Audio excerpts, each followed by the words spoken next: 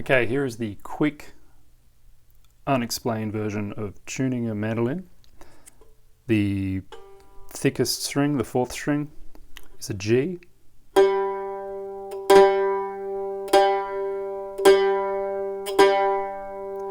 third string is a D.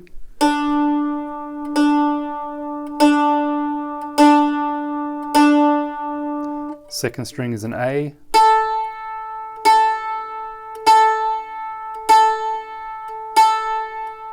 And the thinnest string, the top treble string, is an E.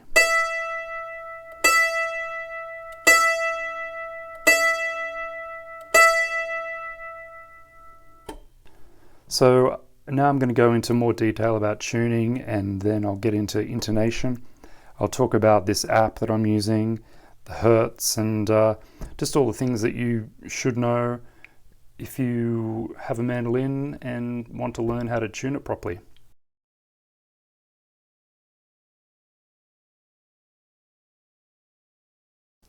So another really good tip when you're tuning up, tune the string up to the note that you're trying to get to. And that's better because most tuners, unless they're really good, they have a bit of slip in them. So when you tune up, it's much easier to hit that note that you're going for and stay there. But if you are too high and you try and come down,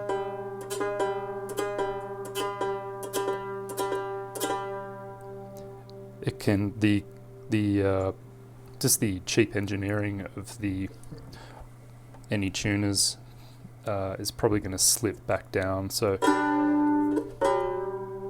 tune up,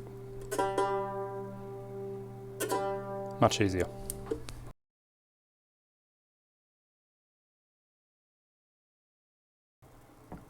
Just another quick tip on how to tune a mandolin, like if you're at a music store and you want to play in tune somewhat. You don't have to have it in perfect tune. If the instrument's just in tune with itself, then you're good. So to get it in tune with itself, or to check if it's in tune perfectly after you've tuned at least one of the strings, if you place your finger on the 7th fret and play the next string up open, they should all be in unison. So those 4 strings should be in unison. Next is the same fret, it's all the 7th fret. This is on the 3rd fret, the 3rd string, and that's open 2nd string, so they're in tune. And then fret the 2nd string course and play open with the 1st string course, and they're in tune as well.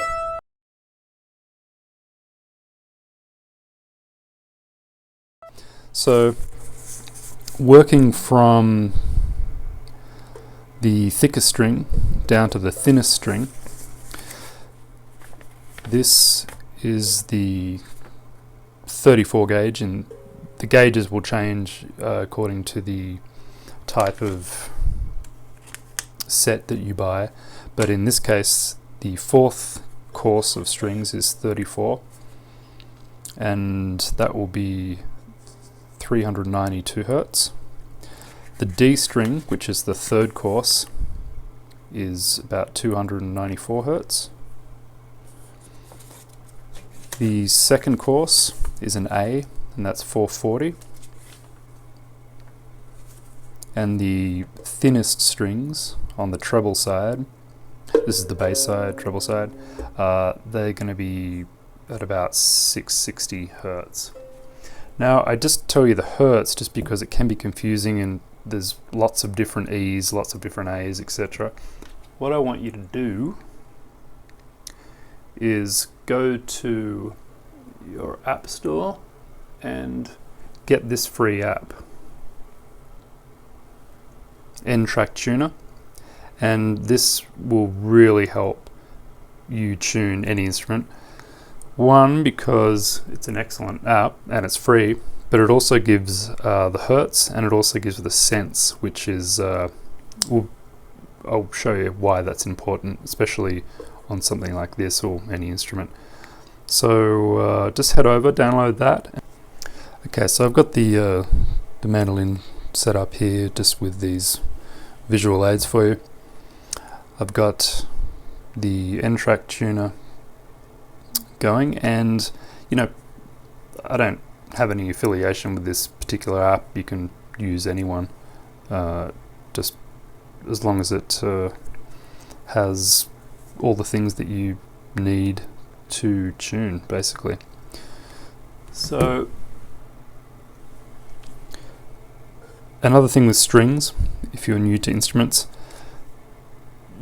you'll have, when you put brand new strings on, you'll have to keep tweaking the string because it stretches and then it goes out of tune. So just keep that in mind. Don't worry too much about getting it perfect on the first day. So this is the G string. I pre-strung up the half of this instrument, but this bottom one here, and it's much easier to have a pick, by the way, that's obviously low, and I'll just be going off this from now on. Just want to take this up to G, and I mentioned there was a lot of Gs. Some of them you won't be able to reach because your string will break, but this is why I made sure I put the about 392. If you watch the Hertz,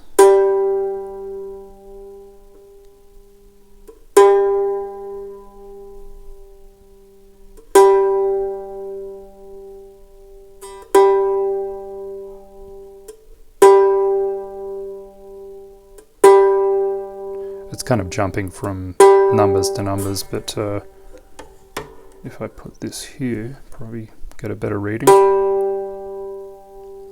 So you get the idea. And so low is red, sharp is green. I should say flat is red, sharp is green. So when you get to that in the middle and it says G, you're there, and then do the second string. So on a mandolin, these are courses, and these strings are in unison. So you tune one string, and then you just tune the other one to that string. And I mean, that's a little bit out at the moment, but that's good enough for now. We're just doing a preliminary string up. These strings will stretch, and these pop-ups are annoying. Pop-ups are annoying, but it's free. So with the D,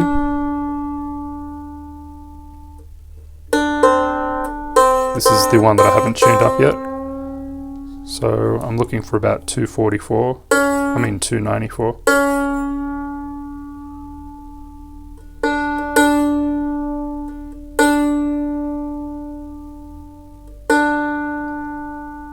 So there we have it. So this isn't in unison, but that's good enough for now.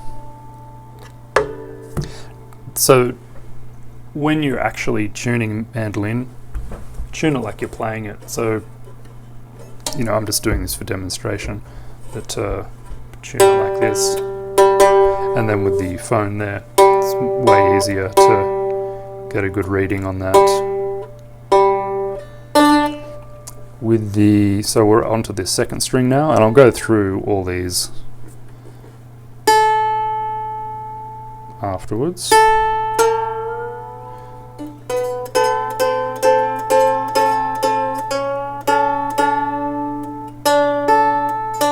So you can hear that, got a long way to go still.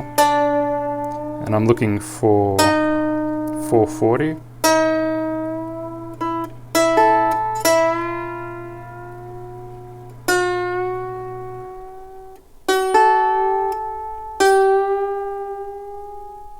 And I'm just looking at this. We're almost there. Bam. So if I get it right on, and then I stretch this string out a little bit with my finger, it's going to be off. And that's what I mean by not getting too worried about getting it perfect. Just get it close, and then unison. Okay, onto the E. That's what we're going for. So have a long way to go. Getting up to 660.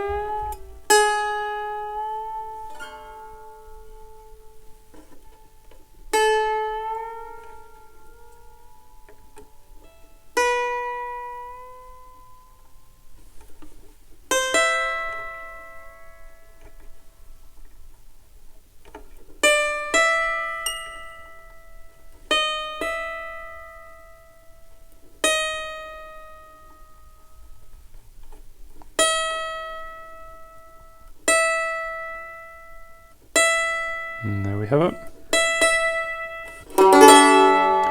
So that's, tuned, but these strings will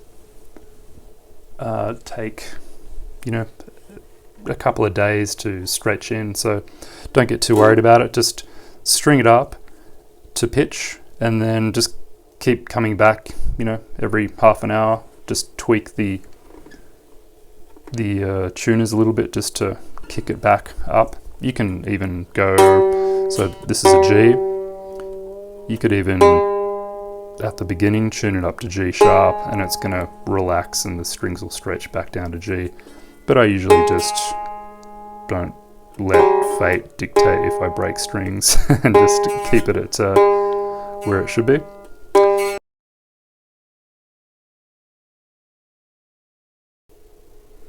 So once you've got the strings up to pitch, just to help the stretching along, you can just get your fingers under there and just pull it up a little bit, and this does help speed up the process of the string stretching. Don't get too radical, just 1/4 of an inch, 6 mil. And then doing that, I'm down a semitone. So to then just go through the whole process, string it up again, tune it to pitch, and just keep coming back every half an hour.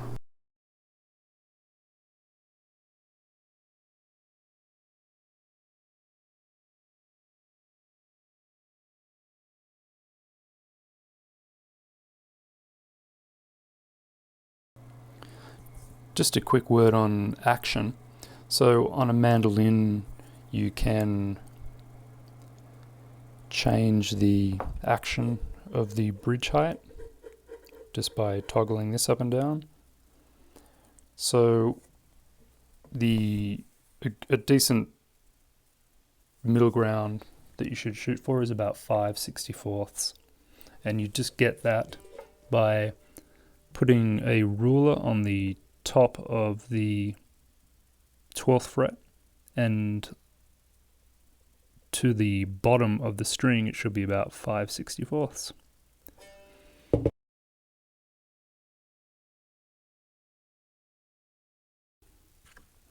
So the last thing I wanted to talk about is intonation. Now, intonation is what makes an instrument play or sound, or play and sound, in tune when you are fretting up the fingerboard. Now, if the intonation is off, that means that the bridge is not in the correct place. Where it should be is from the nut to the 12th fret, and that distance again, plus a little bit, and that little bit is called compensation. And on this it's 2 mils. On a classical guitar it's 2 mil, and steel string is about 3 mil or 1/8.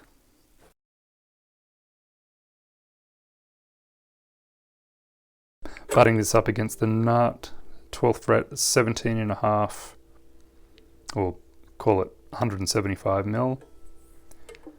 Just put this end of the ruler on the middle of the 12th fret, which is where I'm measuring, and that is 175 mil plus the break, or plus a little bit, which is on this, it's about 2 mil. So the break angle is here, and that 2 mil is called compensation, and the compensation is called compensation because of the displacement of the string when you press it down like this. So if this bridge falls off on a mandolin and you need to put it back and you don't have any idea where to put it, it's just nut 12th fret and do that again plus a little bit.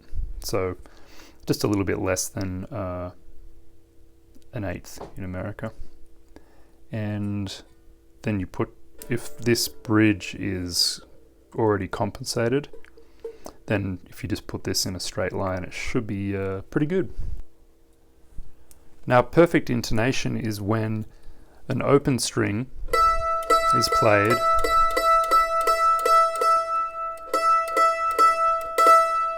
and when you fret that same string at the 12th fret, it's just double the hertz. And you can see here that this is fretting about 6 cents, 5-6 cents flat, and that's within the limit of acceptable. So this is the rule for intonation. So if it plays too sharp, so if you look here, and I'll bend this string up so it does play too sharp. See how that's now playing like 19 cents sharp? So that's unacceptable. The normal human ear can hear it, and by normal human ear I mean not some person who has perfect pitch. But the second aspect of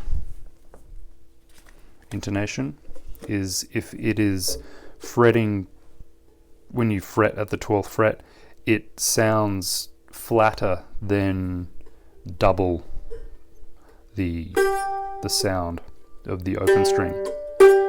So it would be more like,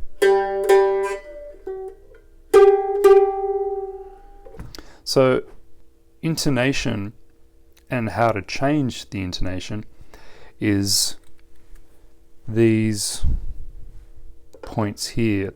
It's called the break angle of the string, and these can be changed, especially on such a wide, like this is a 1/4 inch bridge.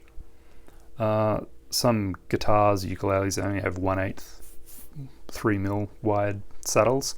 So this is a saddle. It's kind of like a bridge and a saddle all combined on a mandolin, but you can see if I zoom in here that each different string has a different intonation point, so or a different break angle point, which corresponds to better intonation.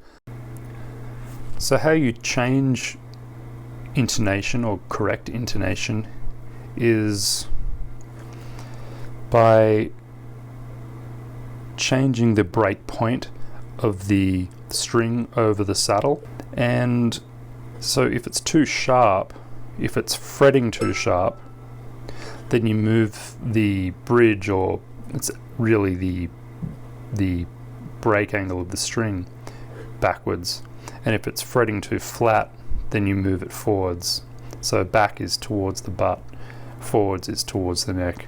And with a mandolin, you just have to, if it's all over the place, you just have to relax the strings a bit and then push this a little bit this way or a little bit this way. That's assuming that the break angles on the bridge / saddle are correct to themselves, but they're usually pretty good, and you can get them very close just with a market factory made bridge.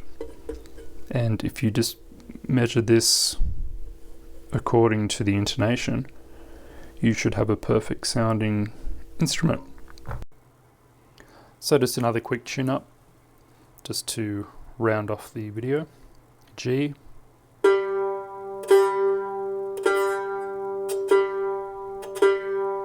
D,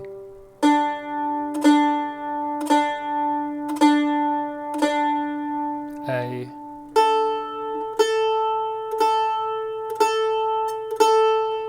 and E.